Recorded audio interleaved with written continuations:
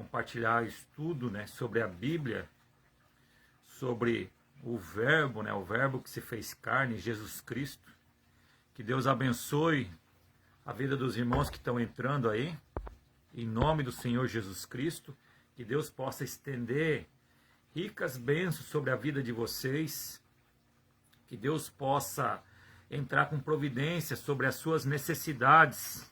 Que o Espírito Santo de Deus possa dar esclarecimento, né, sobre tudo aquilo que Deus tem com a obra dele refletindo em nossas vidas, né?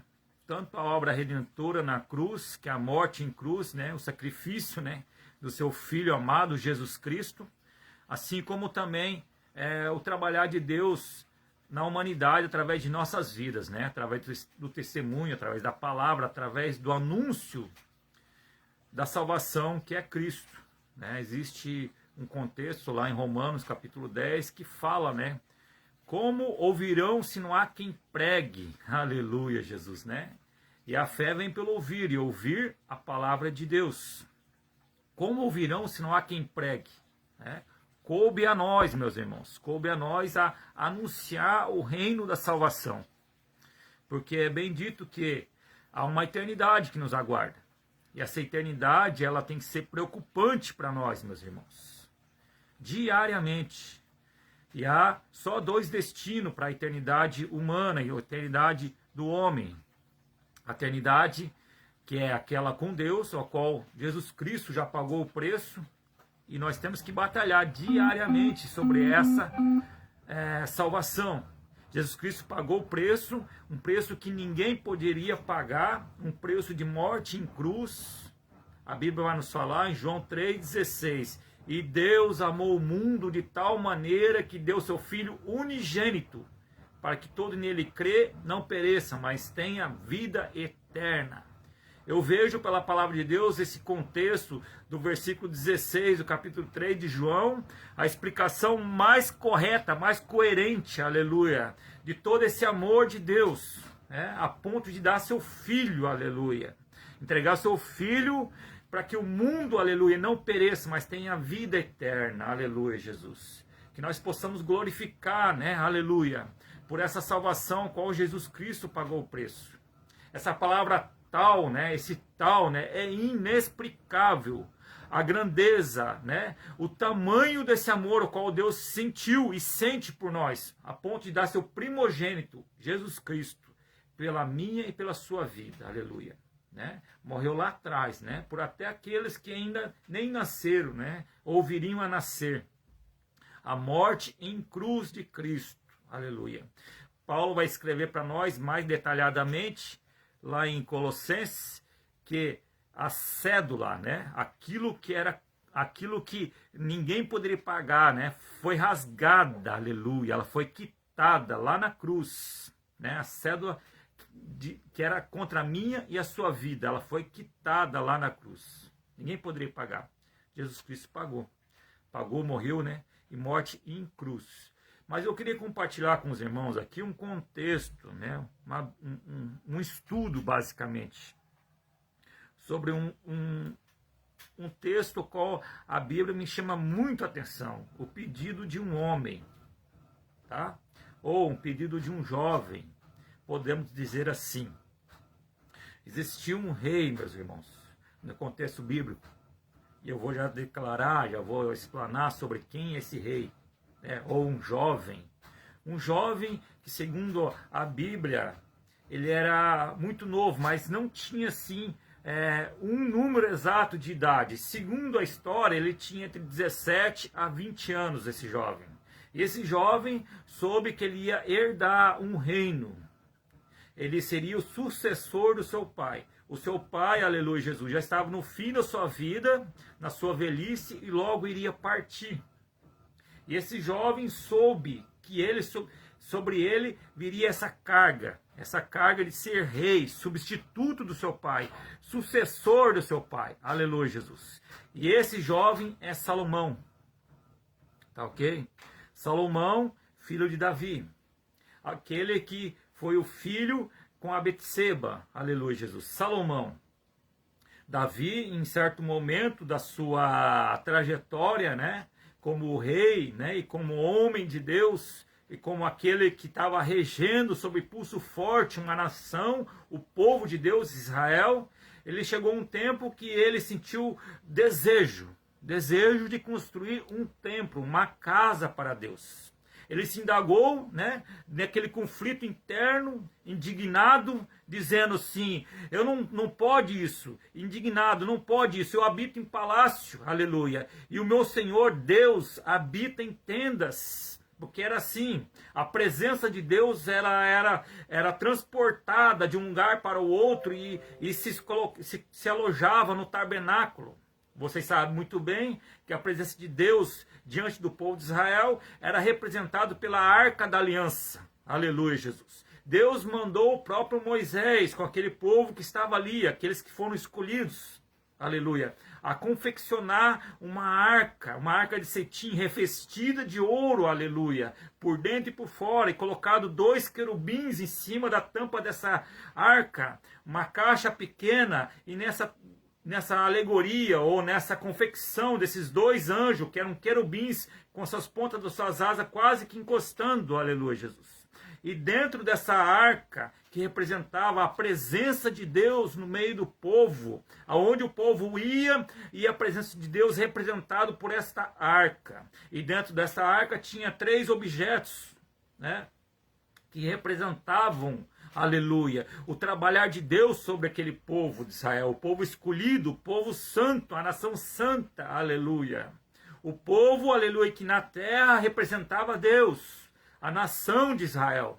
E dentro dessa caixa tinha ali aquele cesto ou aquele prato com o maná, ou seja, aquele pãozinho que caía do céu, que Deus alimentou o povo durante 40 anos no deserto, naquele caminho ao qual o povo estava saindo do Egito até a terra prometida. E dentro dessa arca, além desses pãezinhos que representavam o sustento que Deus deu para o povo no deserto, aleluia, Jesus, o maná, né? O maná era um pequeno floco de pão que caía do céu. Deus alimentava com maná de manhã, aquele pãozinho, aleluia. Dizia no contexto que tinha sabor de mel, aleluia. Aquele pãozinho de manhã, e à tarde tinha aquelas codornas ou codornizes, aleluia. As aves do céu caíam no fim da tarde para alimentar o povo com carne. E Deus dava também a água da rocha, não faltava nada para esse povo, nada, nada. E dentro desta arca confeccionada, ao qual Deus confeccionou, tinha esses manás, tinha as 2 tábuas do concerto, ao qual Deus, depois de um período de oração que Moisés esteve afastado, meus irmãos, deixa eu só desligar o negócio que está ligado aqui, já continua.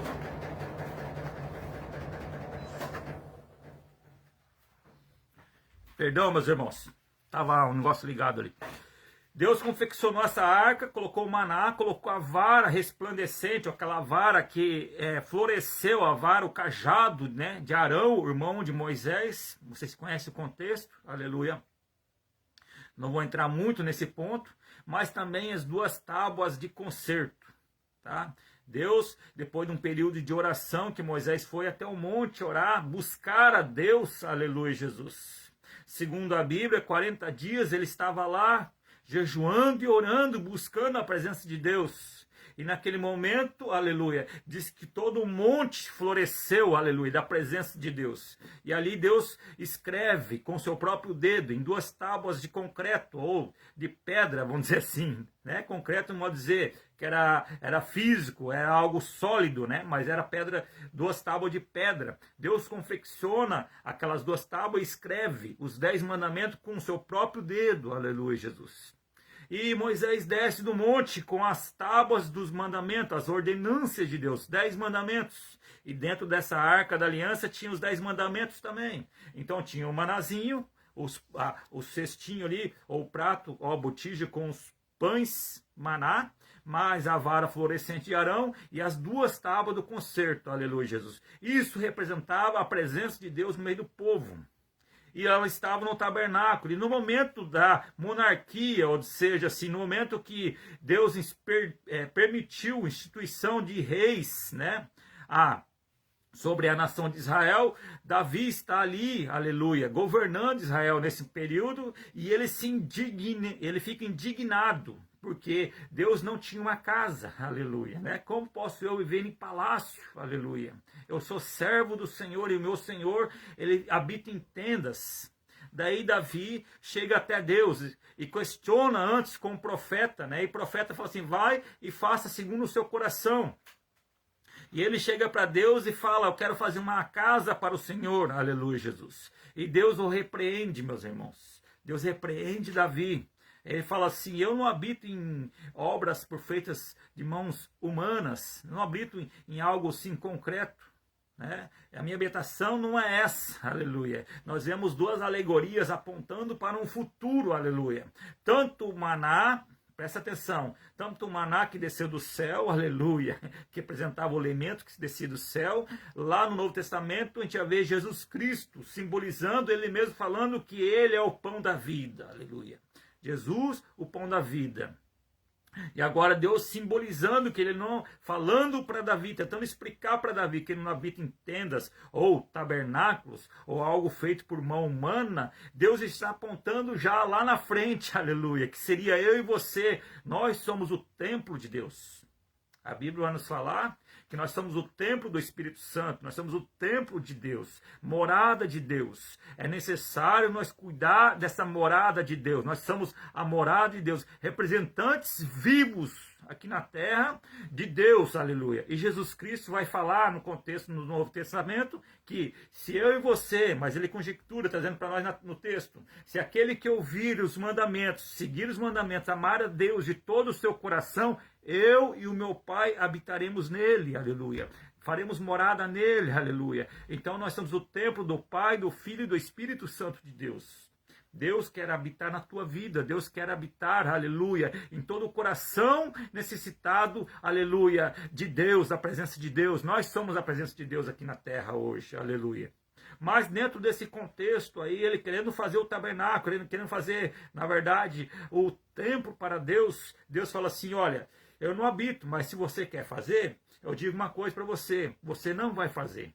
Porque tuas mãos estão sujas de sangue. O reino de Davi, aqueles 40 anos, segundo a história bíblica, que Davi reinou sobre Israel, foi um reino de sangue, aleluia. Um reino, aleluia, de batalhas travadas pela espada, e muitas mortes pelas mãos de Davi e de muitos outros que estavam à frente do reino de Israel.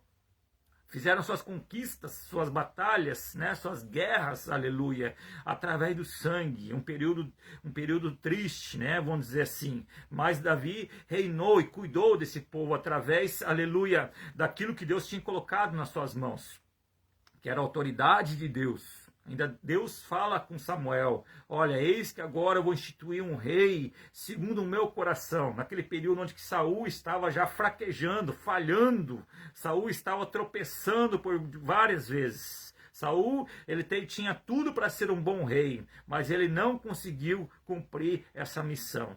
E daí Davi é escolhido, ungido rei, o filho de Jessé, o mancebo, o menor da casa, aleluia, aquele que estava pastoreando, aquele jovem, aleluia, que em muitas batalhas defendendo as suas ovelhas, matava leão, matava urso, matava, aleluia, até o gigante ele derrubou e matou, aleluia, pequenino, mas um grande que estava com ele era o próprio Deus, aleluia.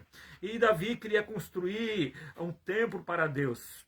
E Deus fala, tu não vai construir o templo, mas aquele que vai suceder, aleluia, da tua semente, esse vai construir o templo, aleluia. Deus abençoe, meu irmão, Carlos Eduardo. Deus fala para Davi que o sucessor iria construir o templo. Se a gente observar o contexto bíblico, meus irmãos, a Bíblia lá em 1 Crônicas, capítulo 22, Deus fala para Davi até o nome daquele que seria o seu sucessor, aleluia. Ele fala que era Salomão, aleluia. E Salomão no hebraico, ele vem da palavra, da raiz derivada de Shalom, que quer dizer paz. Salomão quer dizer reino pacífico. Aleluia.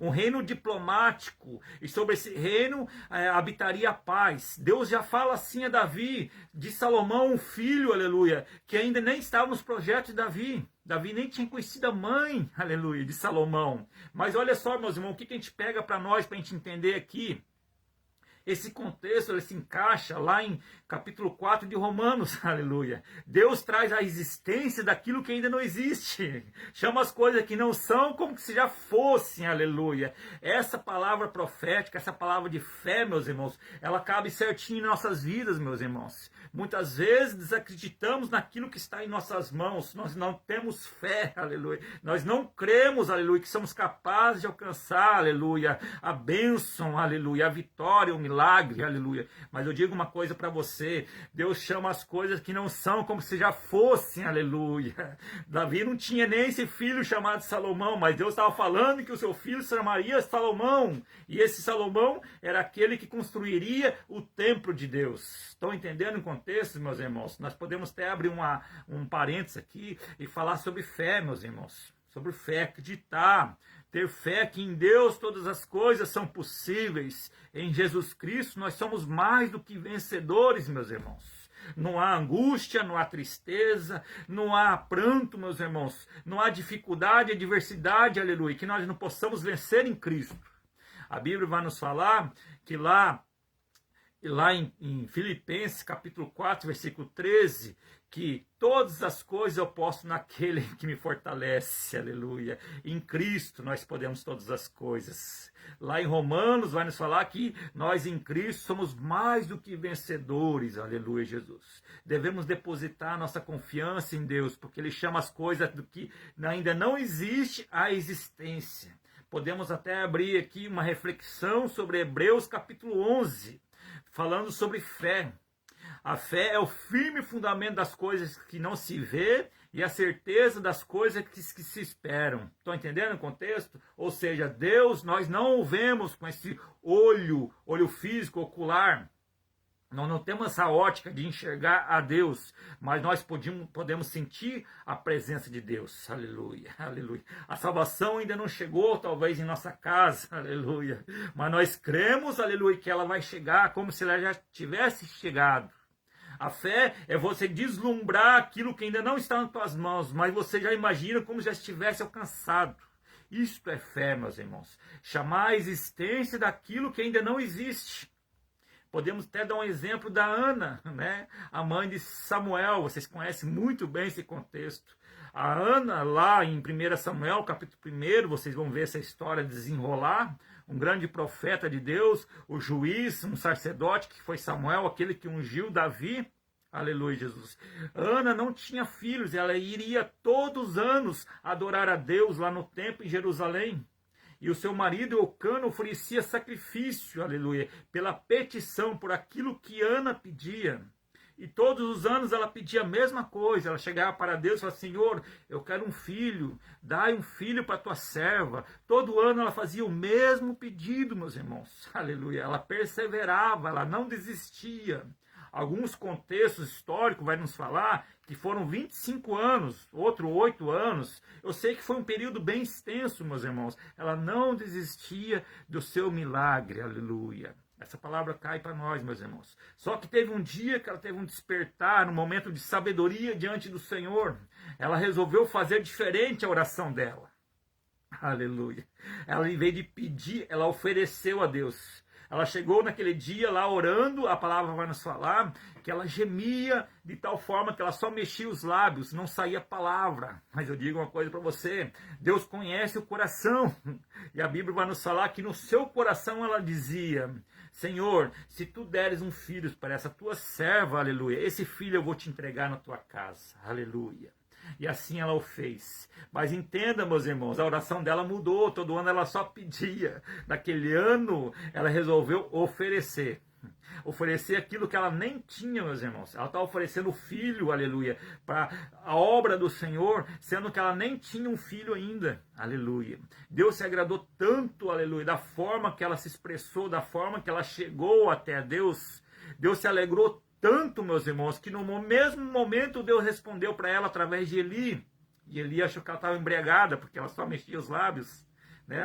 Ele achou que ela estava embriagada. Ele não teve visão, discernimento, aleluia. Mas Deus falou com o profeta Eli e fala para ela: a tua petição será concedida, vai para a tua casa, aleluia. Diz que na mesma noite que ela conheceu, né, o seu esposo, né? Eucana, logo ela engravidou, aleluia. E ela não teve só esse filho, ela teve mais filhos, meus irmãos. O contexto, lá no livro de Samuel, vai nos falar, um cântico que ela deu, fala que ela teve 7 filhos, no outro contexto fala que ela teve 5, então ela teve muito mais do que ela pediu. O que nós entendemos dentro desse contexto, meus irmãos? Já vou voltar ali no texto de Salomão.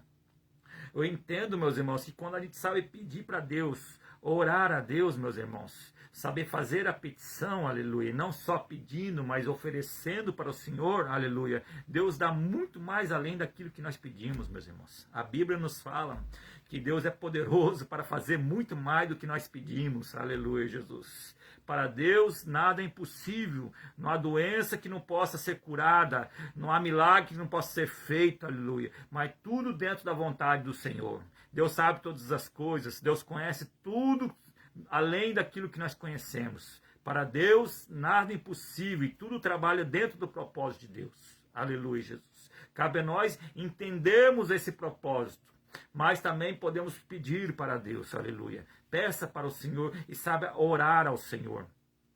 E Deus concedeu a Ana, e Ana teve um filho, o primeiro filho, e ela teve mais filhos, foi Samuel. Esse Samuel foi profeta, foi juiz, foi sacerdote, foi o que ungiu Saul, depois ungiu a Davi, ungiu os 2 primeiros reis de Israel. E nesse contexto aqui, aonde que Deus fala para Davi, que Salomão seria aquele que construiria o templo, meus irmãos, entenda o contexto. Salomão tinha na base mais ou menos uns 20 anos, ele era jovem, ele sabia que uma responsabilidade muito grande estava vindo sobre a vida dele. Deus já tinha falado com Davi, olha, vai ser Salomão. E naquela velhice de Davi com 70 anos morreu, a Bíblia vai nos falar, houve todo um contexto de perseguição.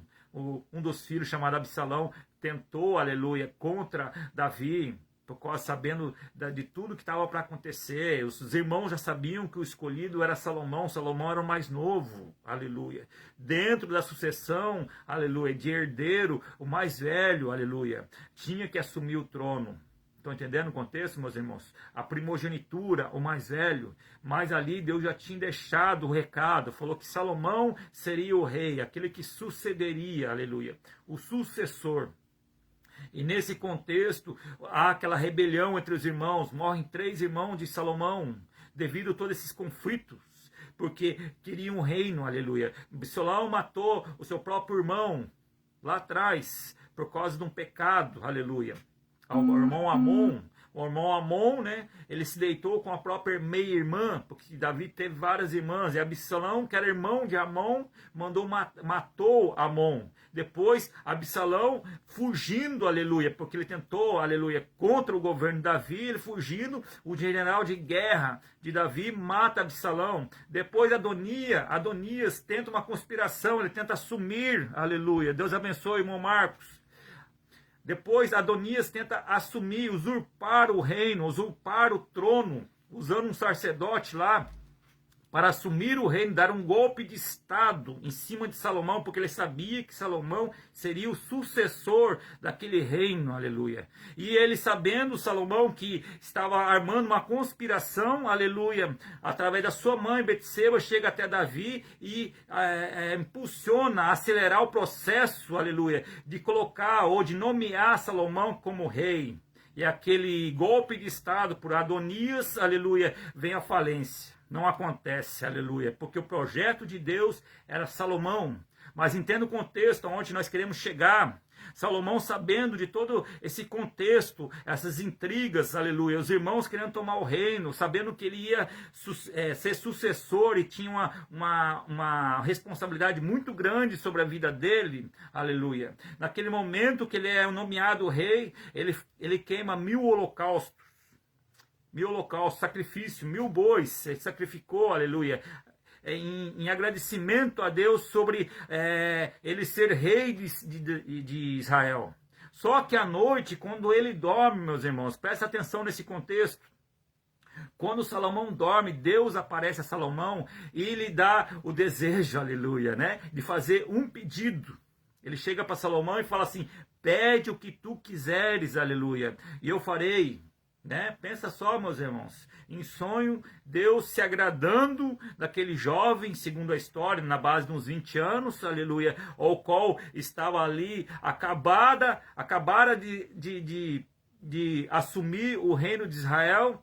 Ele chega para esse Salomão, em sonho, o próprio Deus, e fala assim: pede o que tu quiseres.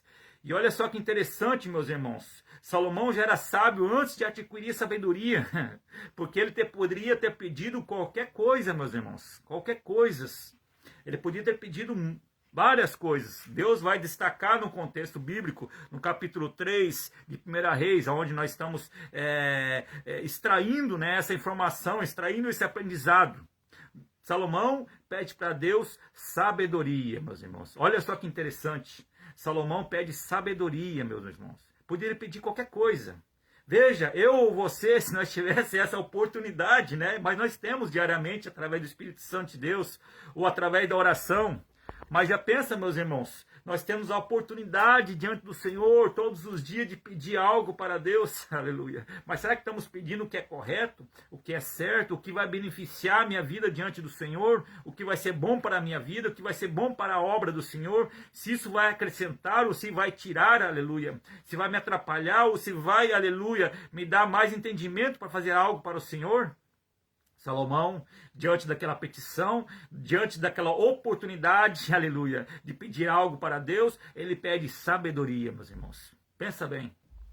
Salomão pede sabedoria. E olha a humildade de Salomão. Salomão fala assim: eu sou jovem, aleluia. Eu sou jovem. Eu preciso entrar e sair do meio desse povo, desse reino. Me dá sabedoria, me dá entendimento, me dá inteligência, aleluia. Para mim poder governar esse reino, para mim poder levar esse povo, aleluia.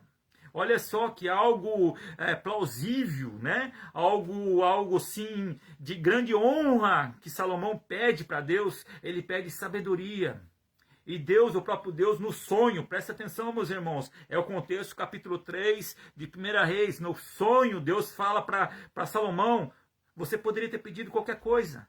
Poderia ter pedido a morte de teus inimigos. Você poderia ter pedido riquezas, você poderia ter pedido que eu alargasse os anos da tua vida sobre a face da terra, poderia ter pedido qualquer coisa, mas tu pediu sabedoria, aleluia, Jesus. Então eu digo para você, Salomão, é o texto que está nos dizendo, o próprio Deus dialogando com Salomão no sonho. Eu digo para você que muito mais do que você pediu eu vou te dar. Eu vou te dar sabedoria de tal forma que ninguém antes de você teria tido sabedoria, e nem depois de você terá, aleluia. Você será o homem mais sábio, aleluia, de todo o Oriente, mais sábio que os egípcios, mais sábio, e Deus vai falando os grandes homens da história bíblica que foram sábios diante do Senhor, aleluia. Ele falou: tu vai ser mais sábio que todos estes. E tem mais, aquilo que você não pediu também eu vou te dar muitas riquezas, aleluia, vou fazer prosperar o teu reino, vou te dar anos de vida sobre esse reino, aquilo que você não pediu eu estou te dando. Olha só o que nós aprendemos aqui, meus irmãos, aleluia, saber pedir para Deus. Salomão pediu sabedoria, e Deus deu muito mais do que sabedoria para Salomão, né? Ele deu sabedoria para ele, mas deu até aquilo que ele não pediu. Que interessante, meus irmãos. Salomão pediu sabedoria, meus irmãos. E olha só o que nós aprendemos nesse contexto. Nós vamos ver, meus irmãos, Salomão diante de um julgamento, aleluia, logo depois que ele pediu sabedoria. Entenda, vou contar rapidamente. Duas mães tinham 2 filhos, aleluia. E no meio da noite, uma das mães, aleluia, dormindo de mau jeito, talvez, ela dormiu em cima da criança, essa criança vem a óbito, ela falece. E no outro dia, essa criança, aleluia, que faleceu, a mãe que matou essa criança, ela pega essa criança, tira de perto dela e troca com outra mãe. Elas dormem na mesma casa, elas viviam na mesma casa. Ela vai lá e engana outra mãe, aleluia, e pega a criança para ela, aleluia. 2 crianças recém-nascidas, pequenas. Mas a mãe, que tinha o filho vivo, aleluia, ela reconhece e sabe. E elas levam a julgamento, levam até diante do rei. Fala assim: olha, esse filho é meu. Não, esse filho é meu. E fica aquele impasse. uma reivindicando o filho da outra. Presta bem atenção no contexto, meus irmãos. E Salomão tinha que resolver essa equação. Olha só que interessante, está dentro do contexto, meus irmãos. Versículo 16. Salomão tinha que resolver essa equação. Estava na mão de Salomão. Salomão era o rei. Olha só, meus irmãos, como que Salomão resolve essa situação. Salomão chega para diante deles e diante do soldado que tinha ali e fala assim: então, se nós não temos a solução de quem é a mãe verdadeira, me dá uma espada. Olha só, meus irmãos, a charada que Salomão colocou para descobrir que era a verdadeira mãe. Me dá uma espada que eu vou cortar aqui a criança no meio. Aleluia. Deus abençoe, irmão Washington. Nós estamos aqui em 1 Reis, capítulo 3, tá, meu irmão? Versículo 16, o julgamento das duas mães. Logo após que Salomão pediu uma sabedoria. Daí Salomão pede uma espada, aleluia, e fala assim: eu vou cortar a criança no meio e eu dou uma parte para uma e uma parte para outra e ninguém briga mais. Aleluia, Jesus. Olha só, irmão, parece até assim, né, violento, né, esse tipo de atitude, mas claro que Salomão não ia fazer, era uma charada, aleluia. O contexto a gente vai entender isso. De naquele momento que Salomão pediu a espada, a verdadeira mãe falou assim: não mate a criança, deixe com ela. Salomão, pela sua esperteza, sabedoria que ele pediu para Deus, logo entendeu que a verdadeira mãe, aleluia, ela pouparia o filho, aleluia. E ele falou assim: essa é a verdadeira mãe, entrega o filho para ela, aleluia, Jesus. O que nós entendemos, meus irmãos? Um abraço para a turma de Campo Mourão, aleluia. Meus amigos lá de infância, irmão Washington e toda a turma lá, o Elinho, todos meus amigos lá de Campo Mourão, aleluia. Deus abençoe a vida de vocês sempre, em nome de Jesus, tá bom, meus irmãos? Meus irmãos, entenda comigo, preste atenção no contexto. Salomão pediu sabedoria, não pediu? Ele pediu sabedoria. O que nós aprendemos nesse contexto? Quando a gente observa essa situação que Salomão tinha que julgar, né, essas duas mães, né, que uma tinha perdido, a gente vai entender, meus irmãos, que quando a gente pede alguma coisa para Deus, meus irmãos, Deus vai dar a oportunidade de a gente exercer aquilo que pedimos a Deus. Estão entendendo o contexto? Salomão pediu sabedoria. Logo em seguida, Deus colocou ele diante de uma situação difícil. Apareceu uma situação difícil para ele. Eu costumo dizer, meus irmãos, que tudo aquilo que nós pedimos para Deus, meus irmãos, Deus vai dar oportunidade para a gente exercer aquilo ali. Se a gente pedisse paciência, meus irmãos, muita gente brinca com isso, né? Que a gente não deve pedir paciência, né? Se a gente pedir paciência para Deus, Deus vai permitir que a gente se depare diante de uma adversidade ou uma dificuldade para a gente poder resolver. Tá entendendo? Ter paciência, ter temperança, autocontrole, autodomínio, aleluia, para resolver aquela situação. Existe um contexto, capítulo 5 de Gálatas, meus irmãos, que vai falar sobre o fruto do Espírito Santo. É só um fruto, aleluia, mas tem várias partes, né? Muitas conjecturam que é como se fosse uma mexerica, né? Um apocã, como diz lá no Paraná, né? Que ela tem vários gomos. Estão entendendo o contexto? O fruto do Espírito Santo, capítulo 5, vai dizer que o fruto do Espírito Santo, aleluia, ele é dividido em amor, alegria, bondade, benignidade, longanimidade, fé, paz, aleluia, né? Autocontrole, né, que é temperância, e mansidão. Estão entendendo, meus irmãos? Autocontrole, autodomínio, eu tenho que ter autocontrole, autodomínio, é sabedoria também, é paciência, é saber resolver as coisas. Esse é o fruto do Espírito Santo. E se nós pedimos para Deus, vai haver um momento que a gente vai ter que exercer eles. É como, por exemplo, meus irmãos, eu dei esse exemplo lá na igreja esse dia atrás, é como um carro. Como é que tu vai dirigir ele se você não treinou esse carro? Não treinou para dirigir, você não tirou carteira de motorista. Mas daí você tem a capacitação, que é a carteira de motorista. Tu vai, faz as aulas, passa no teste e aprende a dirigir, daqui a pouco você está dirigindo sozinho. Mas daí você pede para Deus te dar habilidade nesse volante. Daí Deus te deu a habilidade. Daí aparece uma oportunidade para você dirigir lá no centro da cidade. Uma cidade, ou viajar, ou ir para um lugar que você não conhece, um trânsito mais intenso. Tá ok? Daí você recebe a oportunidade para esse lugar e você fala, mas eu não sei dirigir lá. Estão entendendo, meus irmãos? Deus abençoe a vida dos irmãos. É a mesma coisa, meus irmãos. Você pede sabedoria para Deus, ou pede paciência, ou qualquer coisa que tu pede para Deus, vai chegar um momento que você vai ter a oportunidade de exercer isso aí. A mesma coisa de você dirigir o carro num lugar difícil. Você nunca dirigiu lá, mas tu pede para Deus, Deus, me dá sabedoria para me dirigir lá. Mas você só vai exercitar se você for lá. Tá entendendo? Foi isso que aconteceu com Salomão. Salomão pediu sabedoria para Deus, porque ele necessitava de capacitação, aleluia, para estar diante daquele reino. Entenda comigo, meus irmãos, a Bíblia vai nos falar, aleluia, que lá em capítulo 9 de Provérbios, versículo 12, que o temor no Senhor é o princípio da sabedoria, e a ciência do santo é a prudência. Entenda comigo, meus irmãos, sabedoria e prudência, aleluia, andam lado a lado. Se em outra hora nós agíamos sem pensar, hoje com a prudência, meus irmãos, nós planejamos, aleluia, pensamos antes de agir e oramos ao Senhor pedindo a autorização para Deus, se é da vontade do Senhor de fazer. Estão entendendo o contexto? Isso é agir com sabedoria, é agir com prudência. E o temor do Senhor é o princípio da sabedoria. Aleluia, Jesus. Temer a Deus, meus irmãos. Mas não é temer e ter medo de Deus, e sim de obedecer a Deus. Entender os princípios que Deus tem para nós, meus irmãos. Os princípios que Deus tem para que nós sejamos, né, representantes dele aqui na terra. Existem dois mandamentos, ao qual, lá no Novo Testamento, no livro de Marcos, capítulo 12, vai nos falar que os fariseus, por muitas vezes, né, os fariseus eram os judeus da época de Jesus Cristo, tá? Os doutores da lei. E eles chegam para Jesus Cristo instigando, aleluia, o conhecimento de Jesus Cristo.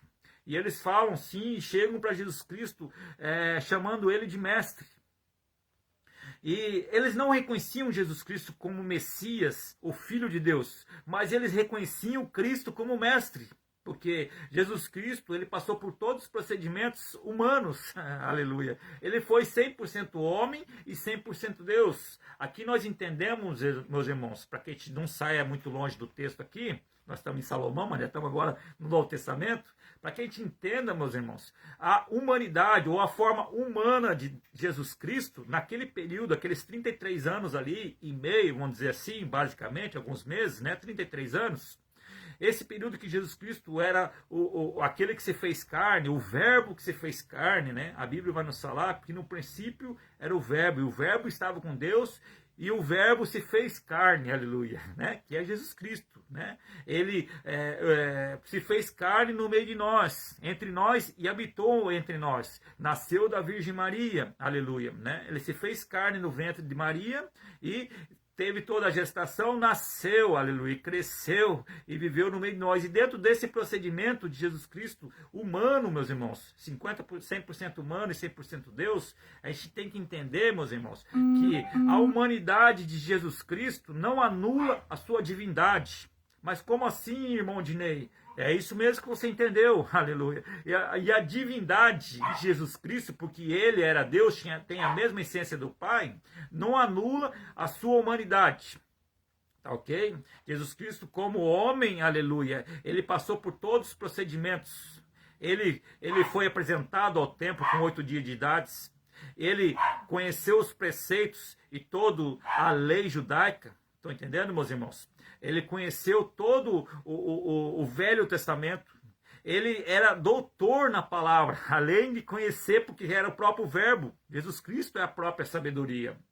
Quando Deus entrega para Salomão sabedoria, ele fala que não haveria ninguém além dele com sabedoria maior que dele, Salomão. Mas Jesus Cristo lá na frente se apresenta. Jesus Cristo fala assim, Salomão, realmente não houve ninguém na face da terra com maior sabedoria que a dele. Mas eis aqui aquele que é mais sábio que Salomão, o próprio Cristo. Porque Jesus Cristo é a própria sabedoria de Deus. Aleluia. A sabedoria que se fez carne aqui na terra. O Cristo. Estão entendendo? De quando esses fariseus perguntam para Jesus Cristo e chamam ele de mestre, qual que é os maiores mandamentos, ou qual que é o maior mandamento. E Jesus Cristo, bem interessante, meus irmãos, pouca gente vai, né, desdenhar ou decifrar esse contexto, mas Jesus Cristo, lá no Marcos capítulo 12, vai começar falando e recitando um versículo lá, do versículo 4 de Deuteronômio capítulo 6, o 5º livro da Bíblia, a Torá. Entenda, meus irmãos. Quando Jesus Cristo vai responder essa pergunta para o fariseu, o doutor da lei, qual que é o maior mandamento? Jesus Cristo fala assim: ouve Israel, o Senhor Deus é Deus único, vosso Deus é Deus único. O primeiro mandamento era amar a Deus sobre todas as coisas, de todo o seu coração, de todo o seu entendimento, de toda a sua alma. O segundo mandamento é semelhante a este: amará o teu próximo como a ti mesmo. Aleluia, Jesus. Estão entendendo, meus irmãos? E Jesus Cristo fala assim, que dentro desses dois mandamentos se resume toda a lei. Aleluia. Ou seja, quando você ama a Deus, você obedece os preceitos que Deus tem para a sua vida. Aleluia. Entende, aleluia, que é melhor vigiar, que é melhor fazer o que é certo diante do Senhor, e se em algum momento fraquejar, chegar diante do Senhor, confessar e pedir perdão, aleluia, e procurar ter uma vida coerente, aleluia, uma vida santificada, aleluia, porque ninguém é perfeito, mas há necessidade de nós termos sabedoria, e o texto que nós lemos agora há pouco vai nos falar que o temor do Senhor é o princípio da sabedoria. Quando nós entendemos o verdadeiro propósito que Deus tem aqui conosco, aqui na terra, porque aqui nós somos peregrinos, estamos de passagem, há uma eternidade que nos aguarda, aleluia, Jesus. Nós passamos a ser representantes de Cristo aqui na terra. Nós procuramos andar diante do Senhor, procurando se esquivar dos pecados e do mal, de tudo aquilo que vai atacar a minha santidade diante do Senhor. A palavra santidade quer dizer separado, aleluia. Aquilo que o mundo está praticando, se eu praticava, eu já não pratico mais. Estão entendendo o contexto? Aquilo que eu fazia de errado antigamente, agora eu conhecendo a Deus, eu tendo sabedoria, tendo entendimento, eu vou pedir para o Espírito Santo de Deus me conduzir a fazer o que é certo diante de Deus. Não mais errar, não mais pecar. Em tudo, meus irmãos. E se eu amo a Deus, aleluia, eu procuro ter uma vida santa. E logo eu amo o meu próximo, eu estou amando a Deus. Aleluia. Vocês entendem o contexto? Amar ao próximo, meus irmãos. Limpar o coração de toda mágoa, de todo rancor. Saber perdoar, saber liberar uma palavra de perdão, meus irmãos. Ter comunhão, aleluia. Lá em Hebreus, capítulo 11, versículo 14, se não me falha a memória, vai nos falar assim: segue a paz com todos. A paz com todos, meus irmãos. A paz com todos, com todos, com todos. Até aqueles que não gostam de nós, meus irmãos, nós temos que procurar seguir a paz com eles. A gente tem que se policiar. Se for necessário pedir perdão, pedir perdão. Esse Hebreus capítulo 11, versículo 14, ou capítulo 12, vamos falar assim: segue a paz com todos e a santificação, sem a qual ninguém verá a Deus. Aleluia. O que é santificação? É reconhecer que eu preciso melhorar diante do Senhor, me arrepender, deixar os pecados, deixar a velha vida, aleluia. Procurar vigiar, ter uma mente sóbria. Estão entendendo, meus irmãos? Uma mente sóbria para fazer o que é certo diante do Senhor. Não me adaptar ao mundo, porque eu já não pertenço mais ao mundo. Eu estou aqui no mundo de passagem. Eu tenho que anunciar a salvação, anunciar o sacrifício de morte em cruz, aleluia. Porque é só através de Cristo que nós chegamos à salvação. Aleluia. Jesus Cristo vai nos falar lá em João capítulo 14, versículo 6. Eu sou o caminho, a verdade e a vida. Ninguém vai ao Pai senão pelo Filho, né? Ou por mim. Jesus Cristo está falando dele, né? Jesus Cristo é o caminho, é o único caminho, Jesus Cristo. A Bíblia vai nos falar, lá nas cartas de Pedro e também em Apocalipse, que o Cordeiro foi imolado desde a fundação do mundo. Qual Cordeiro que é esse? É Cristo. Está apontando para Cristo. Desde lá, antes do homem, aleluia, antes da construção do mundo, Deus já tinha um projeto de salvação, aleluia. Estão entendendo?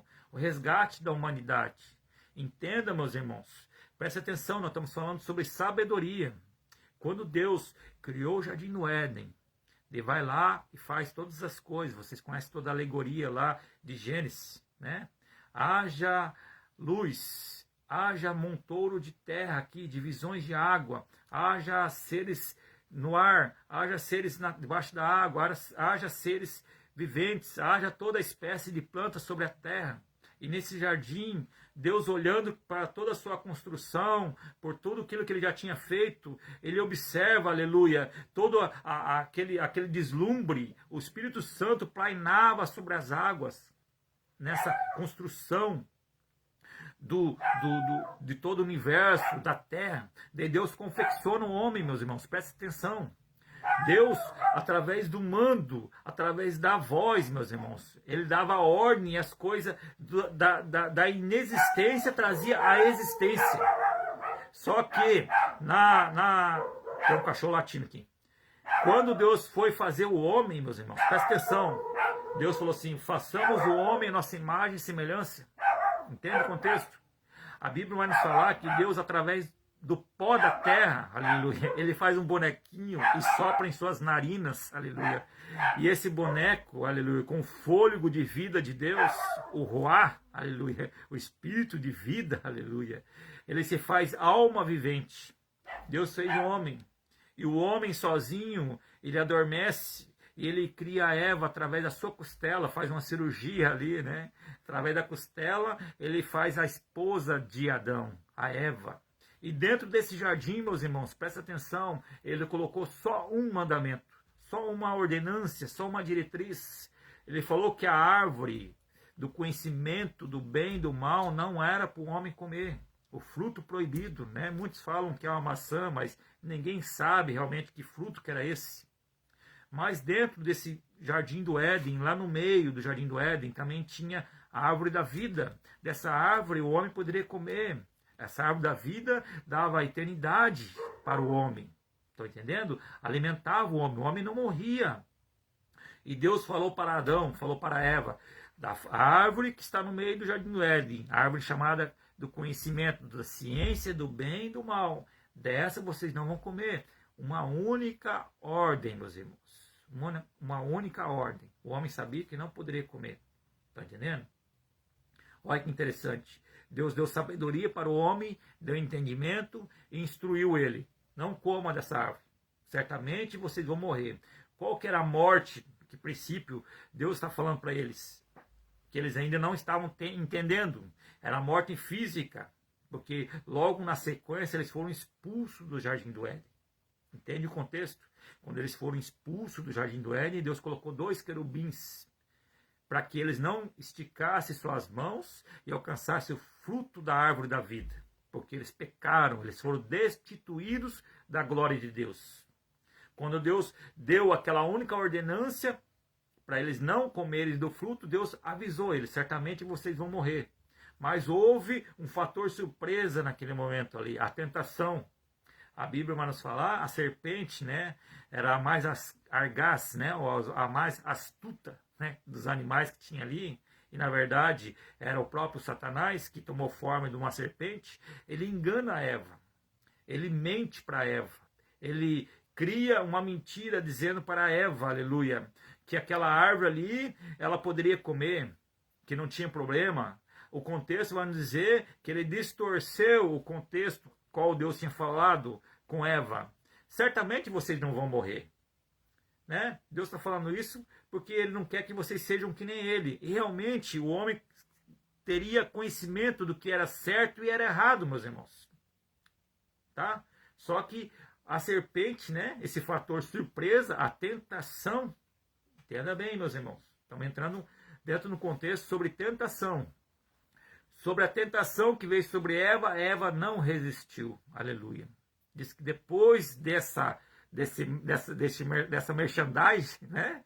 Dessa propaganda, né? Indevida, igual a serpente estava falando para Eva, sobre o fruto, né? Estimulando, né? A curiosidade de Eva. Eva começou a olhar para o fruto de uma forma diferente. Entendeu? Começou a cobiçar, começou a desejar aquilo que era proibido. Através desse fator surpresa, a tentação. A Bíblia vai nos falar, lá no livro de Tiago, capítulo 1, meus irmãos, entenda, nós estamos entrando aqui num contexto sobre a doutrina sobre o pecado, se chama amartiologia. Lá no contexto, meus irmãos, a Bíblia vai nos falar que o homem sendo tentado, aleluia, ele é engoldado. Presta atenção, o homem sendo tentado, ele é engoldado, ele é entrelaçado, tá? Ele é envolvido, né?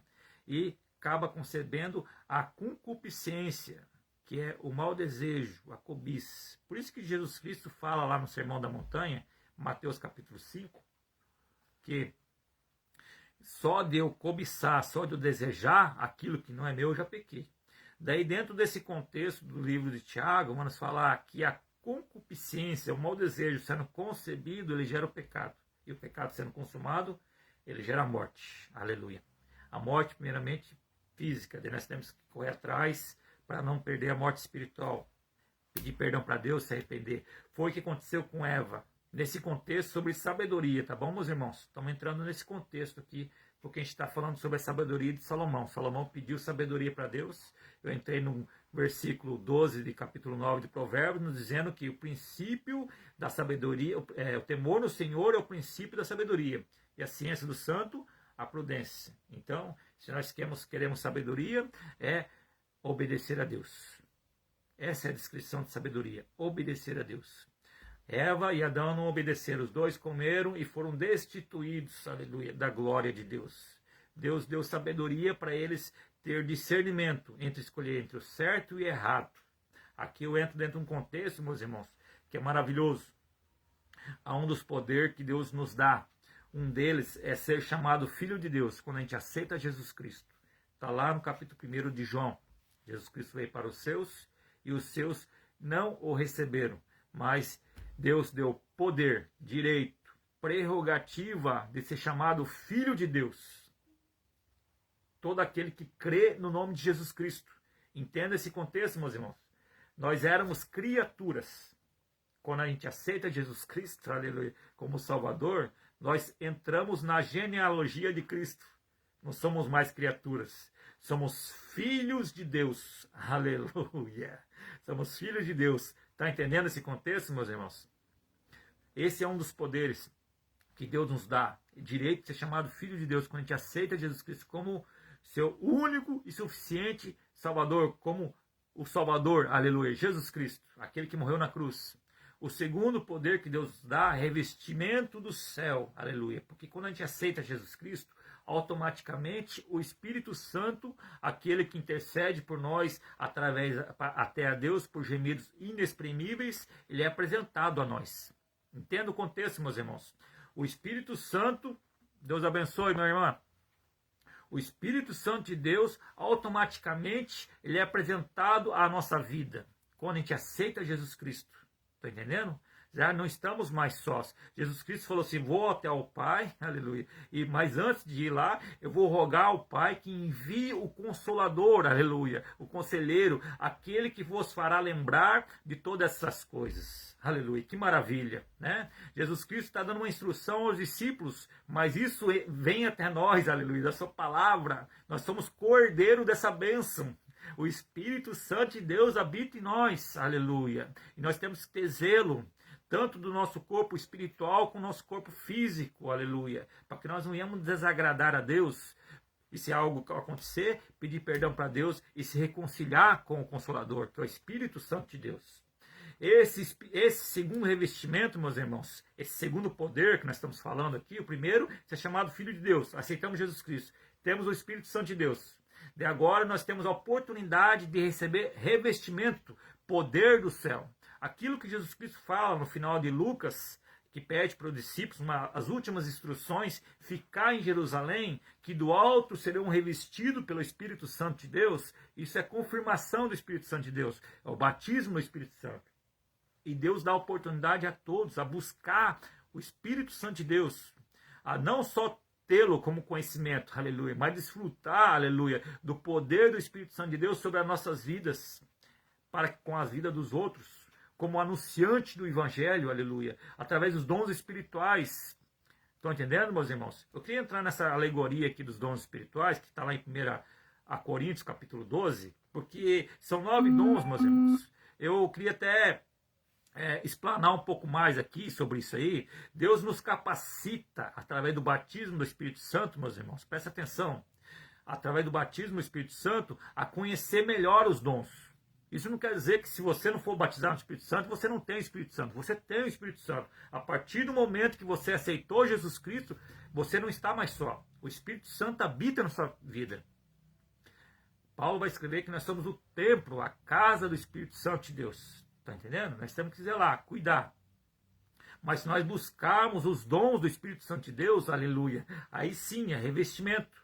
É dons de profecia, revelação, dom de conhecimento e sabedoria da palavra, ciência da palavra, dom de prodígios e maravilhas, dom de fé, meus irmãos, dons de línguas estranhas, diversidade de línguas estranhas, de interpretação. São vários dons, meus irmãos. Não falha a memória, posso estar até equivocado. 9 dons.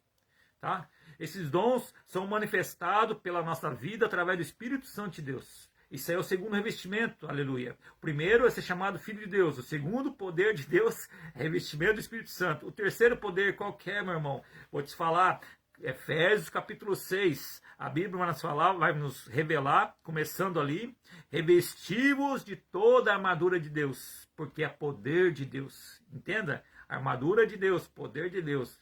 Ali ela vai dar a descrição dessa armadura. Essa armadura vai servir para nós, meus irmãos, para lutar contra toda a potestade, principados, hostes malignas que vivem nas regiões celestiais. O que é isso, meu irmão Dinei? Explica para nós. Vou explicar, está no contexto, Efésios capítulo 6, meus irmãos. Nós não estamos vendo com a visão física, meus irmãos, mas ao nosso derredor há uma batalha espiritual, meus irmãos, contra nossas almas, meus irmãos. Anjos do Senhor e anjos do inimigo, os anjos maus, aleluia, espíritos malignos, potestades, principados. Paulo descreve nessa hierarquia, meus irmãos. Há uma guerra ao nosso redor, mas a Bíblia nos dá sustento e nos dá conforto, nos diz que na vida de um justo acampa os anjos ao redor, aleluia. E o inimigo tem que ficar ao redor desse outro muro, meus irmãos, aonde nós temos que vigiar, não abrir brecha, meus irmãos. Abrir brecha para o inimigo entrar e fazer lambança. Por isso que Deus nos fala lá em Efésios capítulo 6, revestivos de toda a armadura de Deus. E como que é essa armadura de Deus? Capacete, que é a salvação, que é Cristo. Está entendendo? A Bíblia, a palavra, o verbo que se fez carne, o nosso contexto, nossa testificação aqui, ó, essa palavra aqui, tem que ser revestimento para nós. E Cristo como salvação, o capacete da salvação, que é Cristo. A couraça, que é a justiça, meus irmãos. A justiça de Deus. Cingir meu lombo com a verdade. Vestir com o cinto da verdade. O que é esse cinto da verdade, meus irmãos? É a meu lábio, meus irmãos. Tem que proferir somente a verdade. É sim, sim, não, não, meus irmãos. Eu tenho que procurar viver a verdade. E se eu tropeçar, eu procurar conciliação com o Senhor. Porque agora eu tenho que viver na verdade, meus irmãos. Estão entendendo? Ninguém é perfeito. Mas nós podemos buscar a perfeição em Cristo. Jesus Cristo vai nos dizer, através da palavra a qual o seu servo escreveu, lá em Filipenses, se não me falha a memória, meus irmãos, o contexto, que aquele que começou a boa obra em você, ou em mim, em nós, nos aperfeiçoará até o grande dia. Nós estamos em constante aperfeiçoamento, meus irmãos. Só que esse aperfeiçoamento ele tem que ser progressivo. Entenda? Pedir ajuda para o Espírito Santo para nós progredir, aleluia. E se necessitarmos, aleluia, de ajuda de Deus, se em algum momento nós desfalecermos, tropeçarmos, buscarmos pelo Espírito Santo de Deus arrependimento e voltar a caminhar, militar a boa militância diante do Senhor. E dentro da armadura, meus irmãos, o escudo que é a fé, aleluia, ter a fé em Cristo, a espada que é a palavra, saber manusear bem a espada que é a palavra, que é o Espírito Santo de Deus, sua própria palavra, o calçado que é o Evangelho, meus irmãos.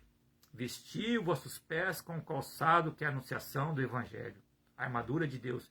Terceiro poder, presta atenção, meus irmãos, entra mais um poder agora qual Deus nos dá, e esse poder ele pode ser de grande importância em todo esse contexto qual nós estamos trazendo a revelação pela palavra de Deus, pelo Espírito Santo de Deus. O outro poder é o poder de livre arbítrio, meus irmãos. Esse sim nós temos que ter cuidado.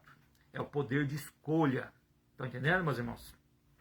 As nossas escolhas vão definir a nossa vida, meus irmãos. Se nós escolhermos viver uma vida melhor diante do Senhor, nós temos que escolher uma vida de renúncia. Aleluia. Né? Se nós escolhermos maus, nós teremos a colheita desses frutos. A Bíblia vai nos falar que é a lei da semeadura. Aquilo que nós plantar, nós vamos colher. Nós temos que vigiar, saber escolher, ter vigilância. O poder da escolha foi o que Adão e Eva tiveram lá no Jardim do Paraíso. Eles tinham oportunidade entre escolher em obedecer a Deus e não comer o fruto, e também de comer o fruto. Deus deu a oportunidade para eles escolher, mas instruiu e alertou eles. Eles não fizeram por inocente. Aleluia. É assim na nossa vida, meus irmãos. Presta bem atenção. Quando a gente conhece a palavra de Deus, a gente tem que vigiar, meus irmãos. Vigiar, vigiar. E se em algum momento a gente falecer, porque o cair do homem é do homem levantar de Deus, se em algum momento nós desfalecermos na fé, buscar pelo Espírito Santo de Deus reconciliação, se reconciliar com o Senhor. Se for necessário, todos os dias, meus irmãos, se arrepender e voltar ao Senhor, meus irmãos, que façamos, mas façamos hoje. Está entendendo? Façamos hoje, nos corrijamos diante de Deus. Eu acho interessante esse contexto, meus irmãos, que a gente vai observar uma passagem que está lá no capítulo 8, lá de João. Vocês conhecem aquela mulher que foi citada na Bíblia, a pecadora? Entende que aqueles religiosos trouxeram ela no momento oportuno diante de Jesus Cristo, até para tentar Jesus Cristo, tá entendendo? Saber se Jesus Cristo saberia responder bem diante daquela situação. A mulher foi pega em ato de adultério. E essa mulher foi levada pelos grandes religiosos ali diante do Senhor. E falou assim: Senhor, a lei de Moisés manda apedrejar. O que o Senhor fala? O que o Senhor vai dizer para nós? A pecadora, né? Diante deles, era uma alma perdida. Aleluia. A Bíblia vai nos falar que ele começou a escrever no chão. Tem uns cachorros latindo aqui, perdão, tá? A Bíblia vai nos falar que ele tinha escrevendo no chão Jesus Cristo, né?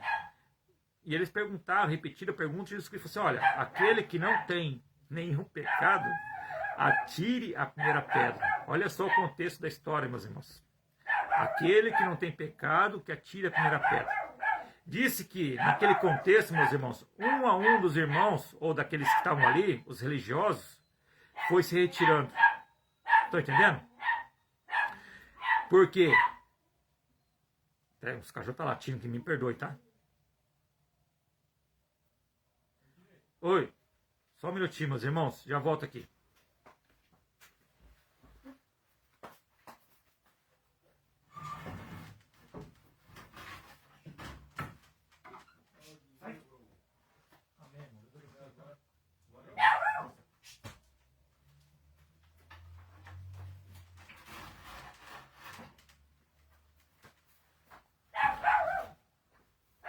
Perdoa, tá, meus irmãos? Deixa eu resumir aqui a história, senão a gente está indo longe. Essa mulher aqui, que ela foi levada para Jesus Cristo ali, e eles foram tentar Jesus Cristo disse que aquele que não tem nenhum pecado atire a primeira pedra. Entenda, Jesus Cristo voltou a escrever e aqueles homens que estavam ali, os religiosos, tudo se afastaram. Daí Jesus Cristo se levantou, olhando para ela, fitando nos seus olhos, e disse: aonde estão teus acusadores? Jesus Cristo faz essa pergunta para ela. Ela fala assim: não tem nenhum. Então, eu também não te acuso. Eu também não te acuso. Entenda? Jesus Cristo, olhando para ela, ele dá uma sequência. Presta atenção, meus irmãos. Está caindo aqui a live. Meus irmãos.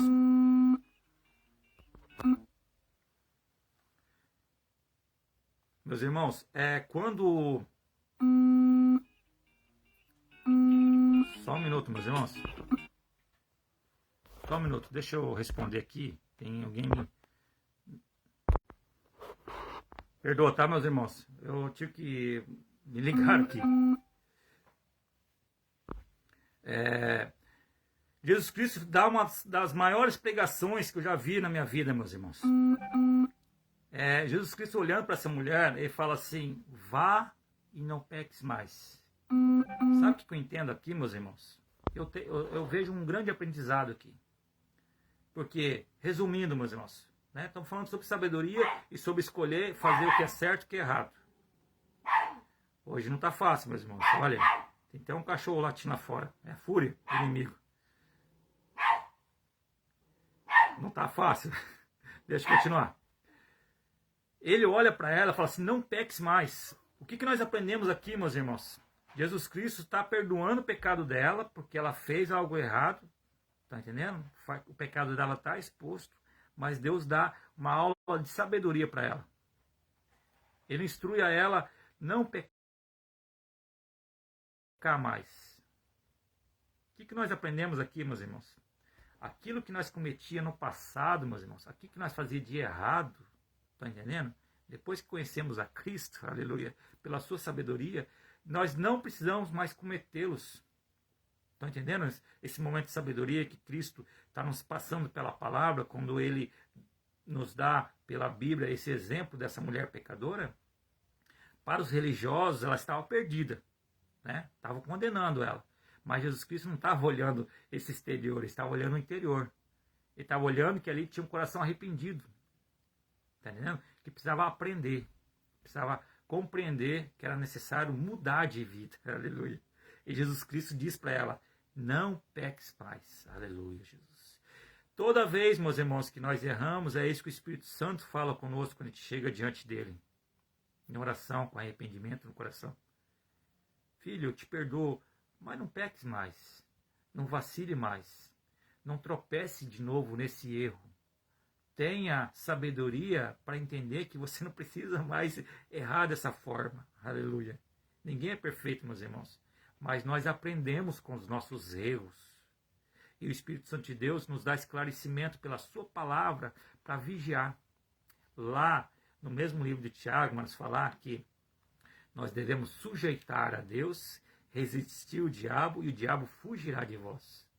O diabo, como o pastor falou esse dia atrás no culto, eu já vi outras vezes pregar sobre isso, o diabo nós temos que resistir, mas a tentação nós temos que fugir.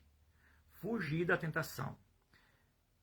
Paulo vai escrever em 1 Tessalonicenses, capítulo 5, que bem assim, abstenha-se de toda aparência do mal. Apartai-vos de toda aparência do mal. Está entendendo?